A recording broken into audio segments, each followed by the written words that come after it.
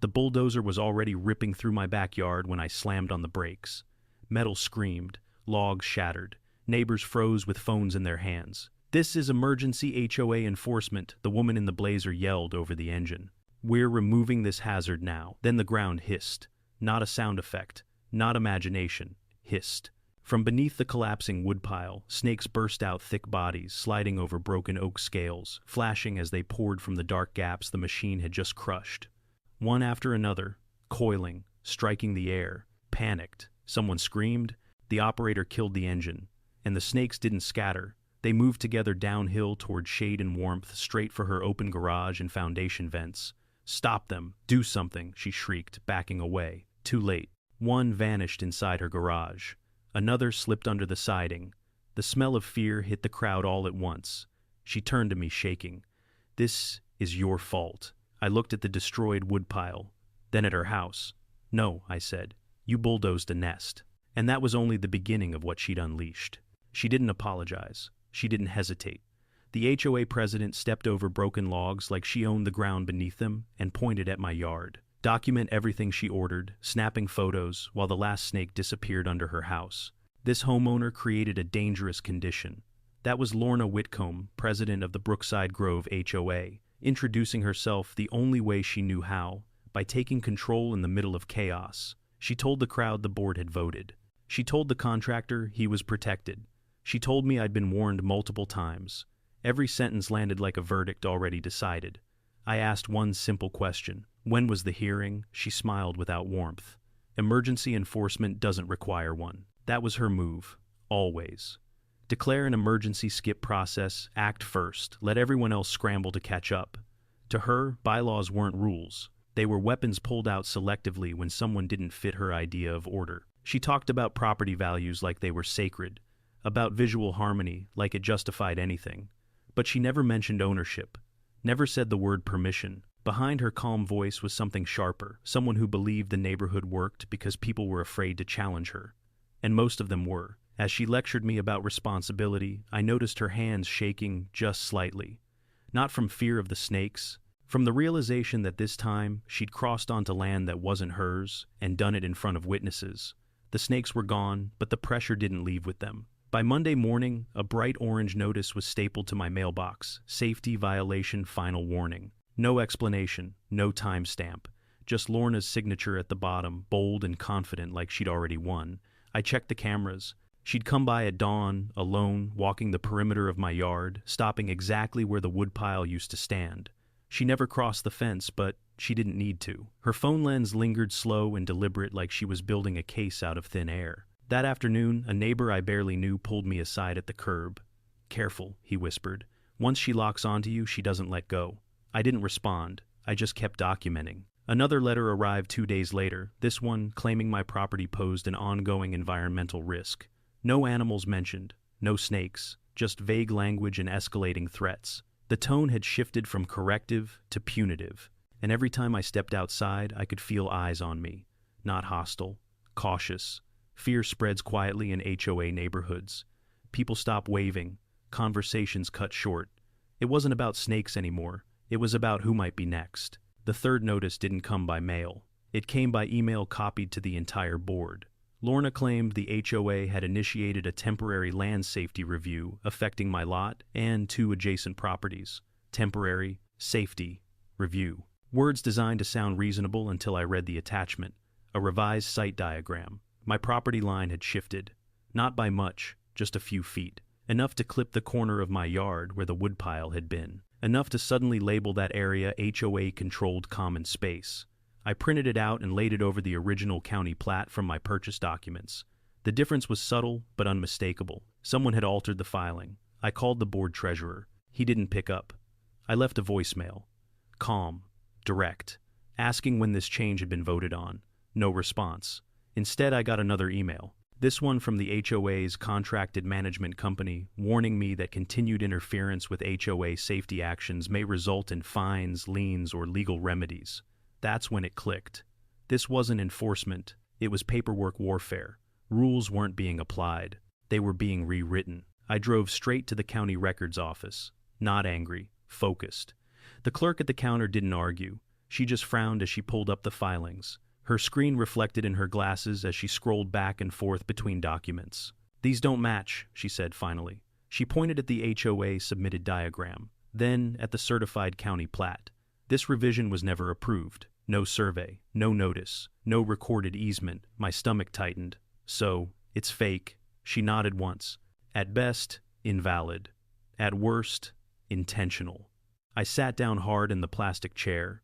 The picture snapped into place all at once. The emergency, the bulldozer, the rush to destroy the woodpile before anyone could object. If the corner of my yard could be reclassified as HOA space, it opened access to something else, an adjacent drainage corridor the HOA had been quietly trying to reroute for months. I remembered the whispers, the stalled vote, the future improvement project that never quite went away. They needed my land, not permission, control, and Lorna had decided force was faster than process. I walked back to my truck, hands shaking, not with fear, but with the cold clarity that comes when you realize the fight is bigger than you thought. This wasn't about aesthetics, or snakes, or a woodpile. It was about whether paperwork could erase ownership, and whether anyone would stop it. I already knew the answer, but Lorna didn't. I didn't confront Lorna. People like her feed on confrontation. Instead, I let the paper do the talking. The county clerk directed me to a licensed surveyor who'd handled boundary disputes for decades. Quiet, office, no nonsense. He studied the original plat, then the HOA's revised diagram, then leaned back in his chair. "This isn't an error," he said. "Someone intentionally shifted the boundary." He pointed to the corner where my woodpile had been. Just enough land carved away to classify it as HOA-controlled buffer. Not enough to trip an automated rejection. A clean theft hidden inside paperwork. By Wednesday, I had a certified comparison report, the original deed and video footage of Lorna authorizing demolition on land she had no legal authority over. I sent one email, not to the HOA, to the county land use office. They didn't argue. They didn't call. They showed up. 2 inspectors arrived the next morning in unmarked trucks. Clipboards, body cameras. One stayed quiet, measuring property lines. The other photographed the churned earth where the woodpile had stood. He crouched, touched the soil, then looked at his partner. "Burrow collapse," he said. "Active habitat disturbed." Across the street, Lorna appeared on her porch, arms crossed, smile tight. "I'm the HOA president," she announced loudly. "This is internal enforcement." The inspector didn't even look up. "Ma'am, HOA authority doesn't override county code." She stepped closer, voice sharpening. "You're trespassing." That finally got his attention. He straightened slowly. "No," he said. "You did." She faltered just a beat, but it was enough. "They asked for permits." She produced bylaws. "They asked for recorded approvals." She stalled. I handed them my packet. The sound of pages flipping felt louder than the bulldozer ever had. One inspector stepped away to make a call. The other continued documenting, slower, now more deliberate. Lorna's posture changed. Her confidence drained, replaced by calculation. She wasn't dealing with neighbors anymore. She was dealing with people who didn't scare easily. By noon, the first official notice went out. Not from the HOA. From the county. Subject, notice of investigation, unauthorized demolition, trespass, and environmental disturbance. It confirmed an open investigation into altered land filings, unpermitted demolition, and destruction of active wildlife habitat. It instructed the HOA to preserve all records, emails, texts, and internal communications related to my property and any so-called safety review. The neighborhood went quiet. Then the calls started. A board member knocked on my door mid-afternoon, pale and shaken. She told us the county approved everything he said. She said you were notified. I didn't argue. I showed him the footage. He watched Lorna's face on screen as she ordered the demolition, listened to her voice, saw the timestamps. When it ended, he exhaled slowly. She lied. By evening, screenshots were everywhere. The revised diagram, the county notice, the video clip of the bulldozer. The illusion cracked in real time. Lorna reacted exactly how I expected, with escalation. At 9:12 p.m., an email hit my inbox copied to the board, the HOA attorney, and dozens of residents. She accused me of obstruction, harassment, and deliberate wildlife endangerment. Claimed I'd created a public safety risk, announced an emergency HOA meeting to authorize legal action against me, scheduled for 8:00 a.m. The next morning. No agenda, no notice period, no opportunity to respond. Just one final line that made my jaw tighten. Failure to comply may result in immediate lien proceedings. She was trying to crush me before daylight. I sat at the kitchen table, the house silent, except for the hum of the fridge. The weight of it settled in, not fear, but gravity. This was the moment where people usually folded. Then my phone rang. Unknown number. "This is the county," the voice said calmly. "We saw her email." A pause. Paper shuffling. "We'll be attending that meeting." I leaned back, letting the words sink in. Across the street, lights snapped on in Lorna's house. I could see her pacing, phone pressed to her ear, gesturing sharply, still playing the part of someone in control. She wasn't. By morning, everything she'd hidden behind procedure would be dragged into the open. The meeting she'd called to destroy me would become the stage where she lost everything. I turned off the light and waited. The meeting room was already full when I arrived. Not the usual half-empty HOA gathering with folded chairs and bored faces. This was standing room only. Neighbors lined the walls, phones out, voices low and tense. The kind of quiet that comes before something breaks. Lorna stood at the front, shoulders squared, a stack of papers clutched like armor. She didn't look at me. She didn't have to. She believed she still controlled the room. "We're here," she began, sharply, to address a serious threat to community safety caused by one homeowner's negligence. The door opened. Every head turned. 2 county officials stepped inside, badges clipped, folders in hand. They didn't rush. They didn't announce themselves. They just walked to the front row and sat down. The air changed. Lorna hesitated for the first time, just a fraction of a second. Then she recovered, voice tightening. "This is an HOA matter," she said. "You're not required here." One of the officials looked up calmly. "We are now." A ripple moved through the room. People leaned forward. Phones rose higher. Lorna cleared her throat and tried to press on, accusing me of endangering residents, of refusing compliance, of forcing her hand. She spoke fast, stacking claims before anyone could interrupt. She never noticed she was talking to a room that had already stopped believing her. The county official stood. "Before this continues," he said evenly, "we need to clarify a few facts." He connected his tablet to the screen at the front of the room. The first image appeared, my original county-certified plat. The second slid in beside it, the HOA's revised diagram. The difference was subtle but undeniable. A murmur spread as lines were highlighted. Boundary shift. No easement. No approval. This revision, the official continued, was never filed, approved, or recorded by the county. Lorna opened her mouth, closed it. The screen changed. Security footage, time-stamped, clear. Lorna's voice filled the room. "Proceed. Remove it now." The bulldozer lurched forward on screen. Logs collapsed. The woodpile disintegrated. Gasps rippled through the crowd. Another clip followed, snakes erupting from beneath the pallets, scattering toward the houses downhill. "This demolition occurred," the official said, "on private property, without consent, without permit, and without environmental assessment. An active habitat was destroyed." Lorna shook her head violently. This was an emergency." The official raised a hand. "There is no emergency clause that allows trespass, document, alteration, or habitat destruction." Silence swallowed the room. Every accusation she'd made collapsed under its own weight. Lorna stepped back from the podium, palms up, voice rising. "You don't understand. I was protecting the community. Someone had to take responsibility." A board member stood abruptly. "You never told us about this vote." Another followed. "You said the county approved it." The room turned on her all at once. She tried to speak over them, words tumbling faster, less controlled. "I acted in good faith. The rules don't belong to you," the county official cut in. He read from his folder. "Trespass, unauthorized demolition, altered filings, environmental violations." Each item landed like a hammer. "Effective immediately," he said. "This matter is referred for enforcement and civil review." Then came the final blow. "Miss Whitcomb, you are ordered to cease all HOA authority pending investigation." The board chair swallowed hard. "I move to suspend the president."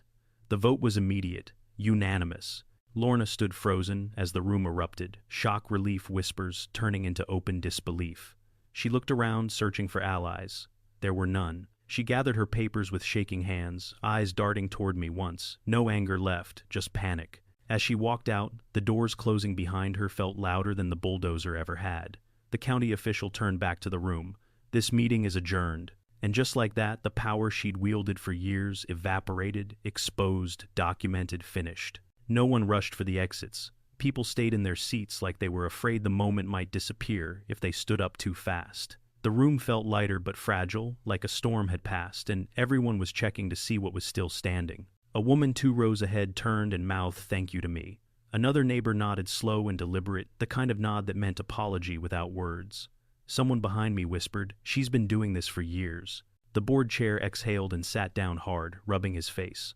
"We should have asked more questions," he said to no one in particular. No one argued. For the first time since I'd moved into the neighborhood, people spoke openly. Quietly at first, then with relief. Stories surfaced, arbitrary warnings, threats disguised as guidance fines that never quite made sense. It wasn't a mob, it was a release.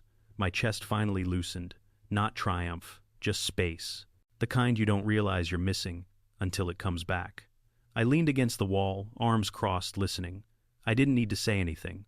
The room was doing it for me. Outside the glass doors, the morning sun cut across the parking lot. Ordinary, calm, the kind of day that felt earned. The county official remained standing, waiting for the noise to fade. "These are the next steps," he said evenly. He didn't lecture, he didn't dramatize, he read. An active enforcement case, 5-figure environmental penalties for unauthorized habitat destruction, separate civil exposure for trespass and property damage, mandatory restitution, and an immediate compliance freeze on all HOA enforcement actions pending review. He looked directly at the board. No property boundary changes. No emergency demolitions. No fines. Nothing without county oversight. A murmur rolled through the room. Not fear this time. Relief. The board chair nodded. "Understood." The official continued. "Will also require updated governance protections." He listed them cleanly. Third-party surveys for any land action, recorded homeowner consent, environmental assessments before exterior work, full transparency for enforcement records. No one interrupted. Then he turned to me. "Your rebuilding costs will be addressed through restitution." I nodded once. That was enough. The board chair cleared his throat. "We'll vote today to suspend reserve spending authority and bring in an interim administrator." His voice steadied as he spoke, like someone finally putting weight back on a broken leg. The county official closed his folder. That's all. The silence that followed wasn't tense. It was final. People began filing out slowly, softer now. Conversations replaced whispers. Someone joked quietly about needing a wildlife clause just in case. A few laughed. Real laughter. I stepped outside into the sun. Across the street, Lorna's house sat still. Curtains drawn. No movement. Just a building that suddenly looked smaller without authority, propping it up. A neighbor walked up beside me. "You didn't yell," he said. "You didn't threaten. You just waited." "That was the point," I replied. He nodded like that answered something for him. When I got home, I stood in the backyard where the woodpile had been. Bare ground, scuffed earth, a few broken logs still stacked to the side. It didn't feel like loss anymore. It felt like reset. I imagined rebuilding it properly, same place, same pallets, same care. Not as defiance, as ownership. Inside the house was quiet, safe. The kind of quiet that doesn't feel temporary. My phone buzzed once. A single message from the board chair. "We'll make this right." I set the phone down and looked back at the yard. Lorna thought control came from enforcement. She was wrong. It comes from standing still long enough for the truth to catch up. She bulldozed my woodpile to prove she had power, and learned too late that power doesn't survive daylight.